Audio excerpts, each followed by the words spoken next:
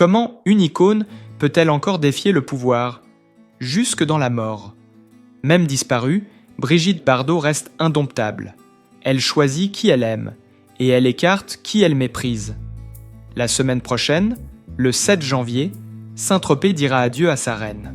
Mais sur les bancs de l'église Notre-Dame de l'Assomption, une absence pèsera lourd, celle du président de la République. Emmanuel Macron ne sera pas là. En revanche, Marine Le Pen sera au premier rang. Ce n'est pas un hasard de calendrier, c'est un dernier geste, éminemment politique, d'une femme qui n'a jamais fait semblant. Dans les coulisses, la gêne est palpable.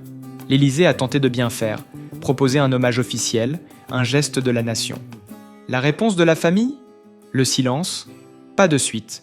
Une façon polie, glaciale, de dire non merci. Macron humilié ? La famille de Bardot lui dit non. Très vite, les raisons de ce refus deviennent limpides pour ceux qui connaissent vraiment l'histoire. Les relations entre Brigitte Bardot et Emmanuel Macron n'ont jamais été tièdes. Elles ont été électriques, frontales, presque irréconciliables. Souvenez-vous de cette lettre incendiaire publiée en 2023. Une lettre sans détour, sans langue de bois, où Bardot accusait le président de lâcheté, dénonçait son mépris et son inaction face à la cause animale. Des mots durs, assumés, qui avaient glacé l'Élysée. Brigitte Bardot ne pardonnait pas.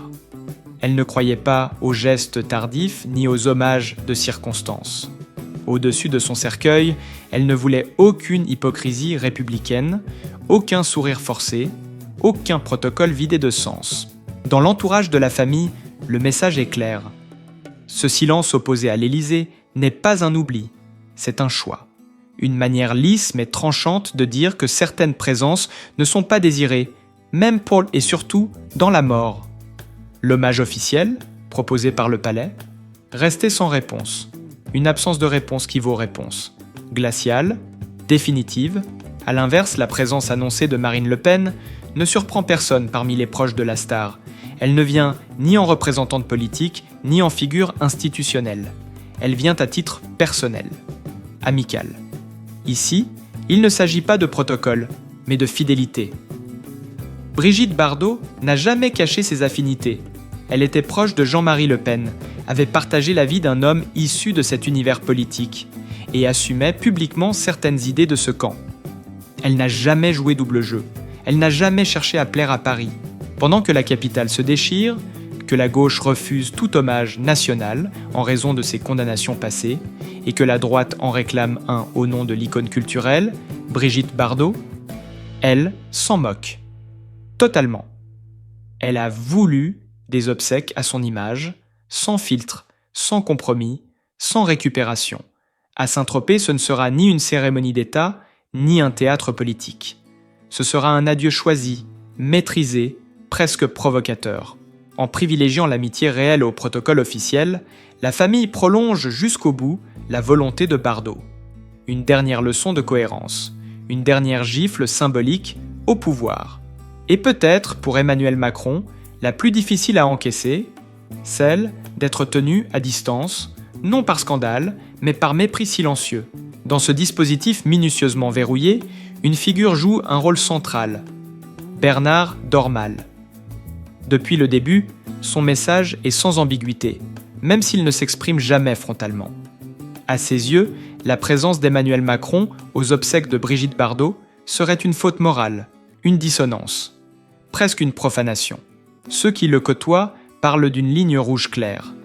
Aucun représentant d'un pouvoir méprisé par Bardot ne doit s'approcher de ce moment intime.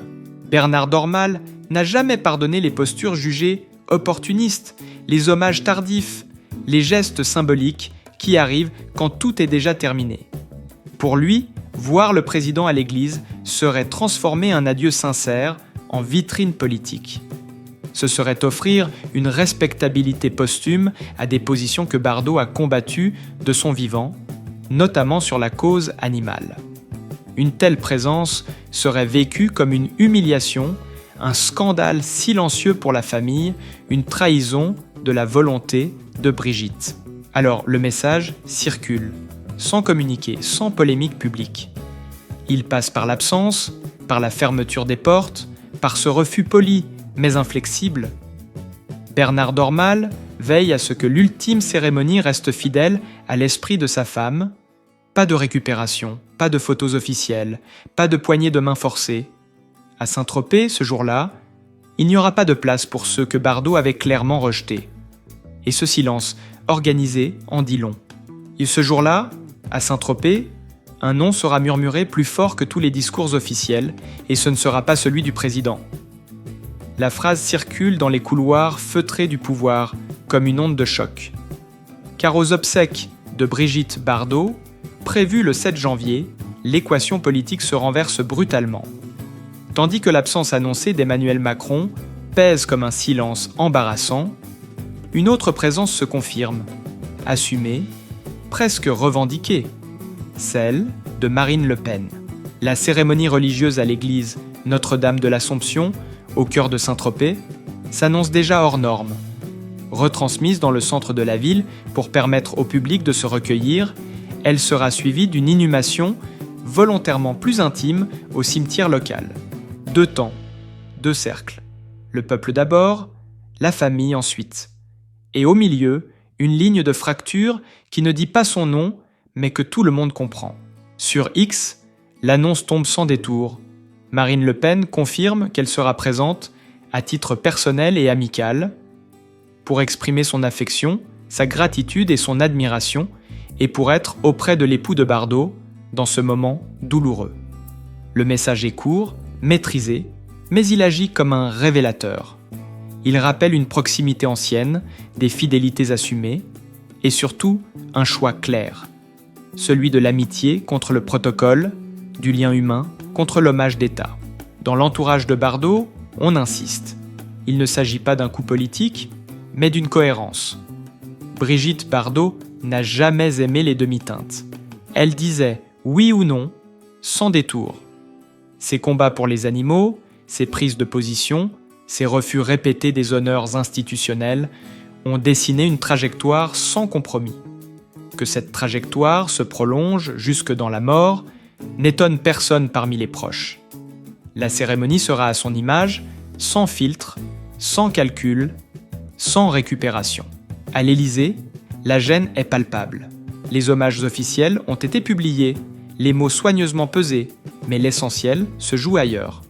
Car l'absence du couple présidentiel n'est pas un simple détail logistique. Elle est l'écho d'une relation électrique, marquée par des années de défiance et par cette lettre ouverte de 2023 qui avait marqué les esprits. Dans ce contexte, la confirmation de la présence de Marine Le Pen agit comme un miroir cruel. Elle souligne, par contraste, le refus glacial opposé au chef de l'État. À Saint-Tropez, le 7 janvier, l'église sera pleine, les écrans allumés, la ville figée dans un recueillement rare. Mais derrière le silence des prières, une question continuera de vibrer. Qui a le droit d'être là quand une icône s'éteint ? La réponse, ce jour-là, ne viendra ni des communiqués, ni des tribunes. Elle se lira dans les absences choisies et dans les présences assumées. Et c'est précisément ce non-dit qui rend cette cérémonie si explosive, si observée, si impossible à réduire à un simple adieu. Ce qui choque le plus, ce n'est pas ce qui se dit, c'est ce qui a toujours été assumé. Dans cette affaire, rien n'est improvisé, rien n'est accidentel, et surtout, rien n'est nouveau. Car pour comprendre pourquoi la famille de Brigitte Bardot ferme la porte à Emmanuel Macron, il faut revenir à une réalité longtemps connue, souvent minimisée, parfois volontairement édulcorée. Les convictions politiques de Bardot n'ont jamais été un secret. Pendant plus de 30 ans, elle a partagé sa vie avec Bernard Dormal, ancien conseiller de Jean-Marie Le Pen. Un choix personnel, mais aussi idéologique. Dans l'intimité, comme dans l'espace public, Bardot n'a jamais joué double jeu. Là où beaucoup d'icônes choisissent le silence ou la prudence, elle a préféré la frontalité, quitte à déranger, quitte à rompre. Ses déclarations en faveur du Rassemblement national ont souvent créé la stupeur dans les cercles culturels parisiens. Mais pour Bardot, il ne s'agissait pas de provocation. C'était une continuité. Elle a soutenu Marine Le Pen sans détour, allant jusqu'à la qualifier de Jeanne d'Arc du XXIe siècle. Une phrase lourde de sens, chargée d'histoire, qui a figé le monde médiatique. Je l'aime beaucoup et depuis longtemps, confiait-elle encore à la veille de la présidentielle de 2017, sans calcul, sans nuance, sans stratégie de communication. Ces mots n'étaient pas une posture, ils traduisaient une fidélité. Fidélité à un camp, à des convictions, mais aussi à une certaine idée de la loyauté. Dans l'entourage de Bardot, on le répète aujourd'hui, elle détestait l'hypocrisie plus que tout.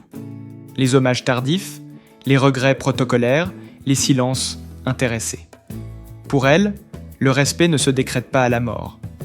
Il se prouve de son vivant. C'est là que le malaise devient politique.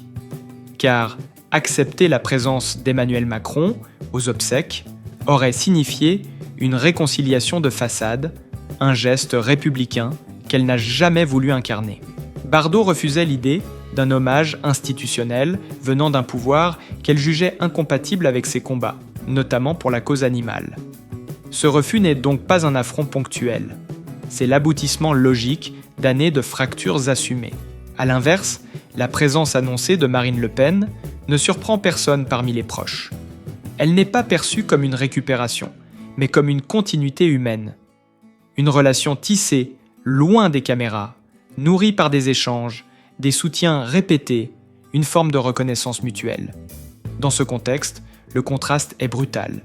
L'État est tenu à distance, l'amitié est admise. Ce qui se joue ici dépasse une simple cérémonie funéraire. C'est une scène finale où Bardot, même absente, impose encore son cadre. Elle choisit qui peut entrer dans son dernier cercle. Elle maintient, jusqu'au bout, cette ligne de démarcation qui a défini toute sa vie publique. Pour certains, c'est une provocation. Pour d'autres, une cohérence implacable. Et pendant que le débat enfle, une certitude s'impose peu à peu. Brigitte Bardot n'a jamais cherché à rassembler. Elle a cherché à rester fidèle. Fidèle à ses combats, à ses alliances, à ses refus. Dans cette logique, le non adressé à Macron n'est ni une humiliation gratuite, ni un scandale improvisé. C'est un dernier acte de vérité. Un acte qui continue de diviser, de déranger et surtout de fasciner. Tout était déjà écrit, noir sur blanc, bien avant aujourd'hui. Pour ceux qui découvrent avec stupeur le refus adressé à Emmanuel Macron, il suffit pourtant d'ouvrir un livre publié il y a près de 30 ans. Dans sa biographie Initiale Bébé, parue en 1996, Brigitte Bardot ne se contentait pas de raconter une vie de cinéma et de scandale. Elle y livrait une confession idéologique, assumée, sans filtre, à une époque où peu d'icônes osaient encore le faire. Dans ses pages, elle allait plus loin que de simples prises de position ponctuelles. Elle rendait un hommage appuyé à Jean-Marie Le Pen, qu'elle décrivait comme un homme charmant, intelligent, affirmant se reconnaître dans ses colères, ses ruptures, ses révoltes contre ce qu'elle percevait comme un système figé. Ces mots, aujourd'hui exhumés, résonnent comme une clé de lecture du présent. Ils ne surgissent pas par surprise. Ils s'inscrivent dans une continuité idéologique revendiquée. Brigitte Bardot y écrivait également partager certaines analyses du fondateur du Front National sur ce qu'elle appelait alors la poussée terrifiante de l'immigration. Des propos qui, dès leur publication, avaient déclenché des vagues d'indignation, des ruptures nettes avec une partie du monde culturel et un malaise durable autour de son image publique. Mais là encore, Bardot n'a jamais reculé. Elle n'a ni corrigé, ni édulcoré, ni regretté publiquement ses lignes. Pour elle, se renier aurait été une trahison plus grave encore que le scandale. Ce rappel est essentiel pour comprendre l'attitude actuelle de la famille Sauve-Bardot. Le refus opposé à l'Élysée n'est pas une crispation de dernière minute, ni une provocation posthume. Il s'inscrit dans une trajectoire idéologique cohérente, ancienne, documentée. Aux yeux de ses proches, accepter la présence du président de la République aurait créé une dissonance profonde avec ce que Brigitte Bardot avait écrit, dit et assumé de son vivant. Dans l'entourage familial, certains confient que ces pages d'initiales bébé ont souvent servi de boussole. Elles rappelaient mais que Bardot n'a jamais séparé l'intime du politique. Sa vie, ses combats, ses amitiés, ses refus formaient un tout. Elle rejetait les hommages consensuels, les gestes institutionnels tardifs, les mains tendues qu'elle jugeait opportunistes. À ses yeux, la République pouvait célébrer son image, mais elle n'avait jamais compris sa colère. C'est précisément ce décalage qui rend la situation explosive aujourd'hui. Car Emmanuel Macron, en tant que chef de l'État, incarne ce pouvoir central que Bardot a toujours regardé avec défiance.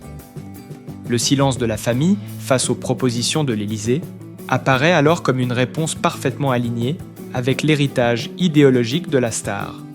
Un silence lourd, volontaire, presque pédagogique.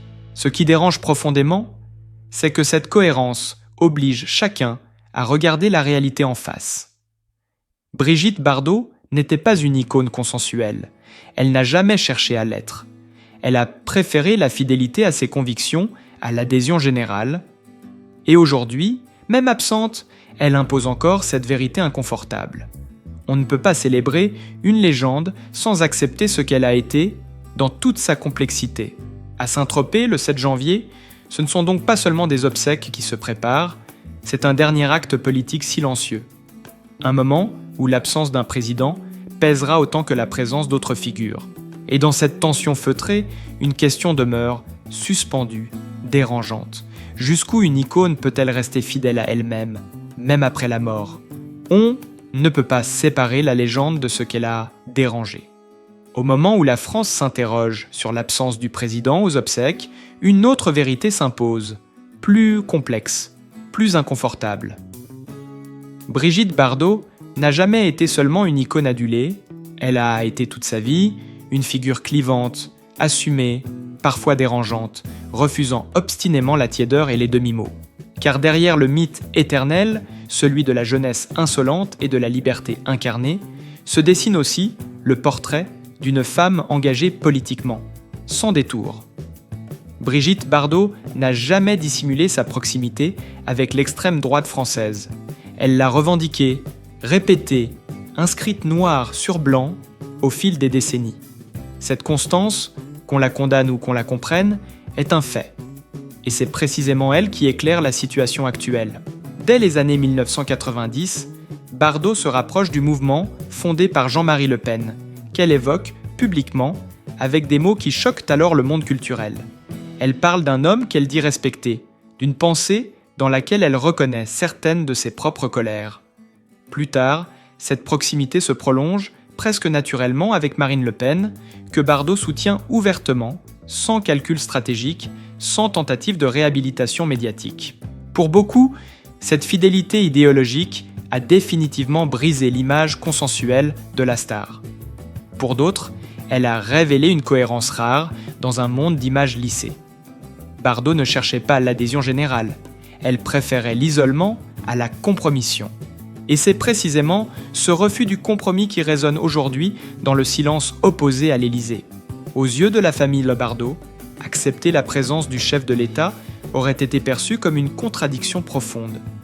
Emmanuel Macron incarne une république que Brigitte Bardot a, des années durant, critiquée avec virulence. Elle dénonçait ce qu'elle considérait comme de l'hypocrisie institutionnelle, une compassion de façade, des hommages tardifs qui ne s'accompagnent pas d'actes. La cohérence impose alors un choix radical, rester fidèle jusqu'au bout. Ce refus n'est donc pas seulement un geste politique, il est la continuité d'une ligne de vie. Brigitte Bardot n'a jamais voulu être récupérée, ni de son vivant, ni dans la mort. Elle savait que son nom dérangeait autant qu'il fascinait. Elle acceptait ce paradoxe, elle l'embrassait même. Car pour elle, être aimée par tous aurait signifié avoir renoncé à ce qu'elle était. Dans cette perspective, le malaise actuel prend une autre dimension. Le débat ne porte plus seulement sur une absence présidentielle. Il interroge la capacité de la République à composer avec des figures qui refusent l'unanimité. Peut-on rendre hommage à une icône sans effacer ce qui dérange dans son parcours? Peut-on saluer une légende sans en gommer les aspérités politiques? Alors que les hommages se multiplient, que les réseaux s'enflamment et que les camps s'opposent, une chose demeure certaine. Brigitte Bardot n'a jamais cherché la paix des symboles. Elle a préféré le conflit des idées à la tranquillité des postures. Et aujourd'hui encore, ce choix continue de produire ses effets, jusque dans le silence le plus lourd, celui qui entoure une absence devenue, malgré elle, un acte politique. Tout hommage officiel ravive aussi ce que l'on préférait oublier. Car il serait impossible de comprendre la tension actuelle autour des obsèques sans évoquer l'autre versant, plus sombre, de l'héritage de Brigitte Bardot. Une réalité qui divise encore profondément l'opinion publique et qui pèse lourdement dans la décision de la famille de tenir à distance les représentants de l'État. Cette sensibilité politique affirmée lui a valu, au fil des années, plusieurs condamnations judiciaires. Des décisions de justice liées à des propos jugés racistes ou à des incitations à la haine visant notamment certaines communautés ou les questions migratoires. À chaque fois, les débats se sont enflammés. À chaque fois, la fracture s'est élargie entre ceux qui voyaient en elle une militante radicale et ceux qui considéraient que ses prises de position venaient irrémédiablement ternir son image. Pour ses détracteurs, ces condamnations ont souvent éclipsé l'autre combat de Bardot, celui pour la cause animale. Un combat qu'elle jugeait pourtant central, vital, et qu'elle estimait incompris. Dans leur discours, ses engagements pour les animaux étaient relégués au second plan, noyés sous le poids de ses déclarations polémiques. Une injustice, selon elle, une dérive, selon ses opposants. Ce paradoxe a accompagné Bardot jusqu'à la fin. D'un côté, une femme capable de mobiliser l'opinion internationale pour dénoncer la maltraitance animale, d'interpeller les gouvernements, d'agir concrètement via sa fondation. De l'autre, une personnalité dont certaines paroles ont franchi les lignes rouges de la loi républicaine, entraînant sanctions, amendes et condamnations symboliques. Deux réalités qui cohabitent, sans jamais se réconcilier. C'est précisément cette ambiguïté qui rend aujourd'hui toute tentative d'hommage national explosive. Pour l'Élysée, rendre hommage à Bardot, c'est aussi assumer cet héritage controversé. Pour la famille, accepter un geste officiel de la République reviendrait à lisser, voire à instrumentaliser une trajectoire qui n'a jamais cherché la respectabilité institutionnelle. Le malaise est total et il est partagé jusque dans les plus hautes sphères de l'État. Car comment honorer une figure qui a, à plusieurs reprises, défié frontalement les valeurs proclamées de la République ? Comment concilier le respect dû à une icône culturelle avec des condamnations judiciaires inscrites dans les archives ? Cette question, personne ne semble vouloir y répondre clairement. Elle flotte, lourde, au-dessus de la cérémonie à venir. Dans l'entourage de Bardot, on le dit sans détour. Elle assumait tout, ses combats, ses excès, ses colères. Elle ne demandait ni absolution, ni réécriture de son histoire. Elle refusait que l'on trie ce qui était montrable et ce qui devait être effacé. Pour elle, la cohérence comptait plus que l'image. Et cette cohérence passe aujourd'hui par un choix radical. Pas d'hommage républicain, pas de discours officiel, pas de récupération symbolique. Ce refus agit comme un révélateur. Il met en lumière une fracture plus profonde entre une république qui cherche à rassembler et une figure qui a toujours revendiqué le droit de diviser. Il révèle aussi l'embarras d'un pouvoir confronté à une icône impossible à célébrer sans réserve. À ce stade, il ne s'agit plus seulement de protocole funéraire, mais d'un débat sur la mémoire, la responsabilité et la manière dont une nation choisit de regarder ses figures les plus dérangeantes. Et pendant que les commentaires s'accumulent, que les plateaux télé dissèquent chaque détail, une certitude s'impose lentement. Brigitte Bardot, même dans la mort, échappe à toute tentative de simplification. Son héritage reste un bloc, indissociable, inconfortable. Et c'est précisément ce caractère irréconciliable qui explique pourquoi aujourd'hui encore, sa disparition provoque autant de tension que de silence. Au terme de cette histoire, le silence retombe, lentement, comme une mer qui se calme après la tempête. Il ne reste ni vainqueur, ni vaincu, seulement une absence, et tout ce qu'elle révèle. Brigitte Bardot aura traversé sa vie comme elle quitte aujourd'hui la scène, sans concession. Elle n'a jamais cherché l'unanimité, ni dans l'amour, ni dans l'admiration, ni dans la mort. En refusant l'hommage officiel, sa famille n'a pas humilié un homme ou une institution. Elle a simplement prolongé une fidélité. Fidélité à une femme qui refusait qu'on parle en son nom, qu'on l'embrasse sans l'avoir comprise, qu'on la récupère après l'avoir combattue. Cette affaire dépasse largement un protocole funéraire ou une polémique politique. Elle pose une question plus profonde, presque inconfortable. Savons-nous accepter que certaines figures restent irréductibles ? Savons-nous honorer sans posséder, respecter sans lisser, nous souvenir sans réécrire ? Bardot nous laisse face à cette limite. Et peut-être est-ce là son dernier message. Dans un monde avide de symboles simples, elle rappelle que la complexité dérange, mais qu'elle est parfois la forme la plus honnête de vérité. Refuser, se taire, fermer une porte, ce ne sont pas toujours des gestes de mépris. Parfois, ce sont des actes de cohérence. Si ce récit vous a interpellé, prenez un instant pour partager votre regard. Faut-il tout accepter pour rendre hommage ? Ou le respect passe-t-il aussi par le refus ?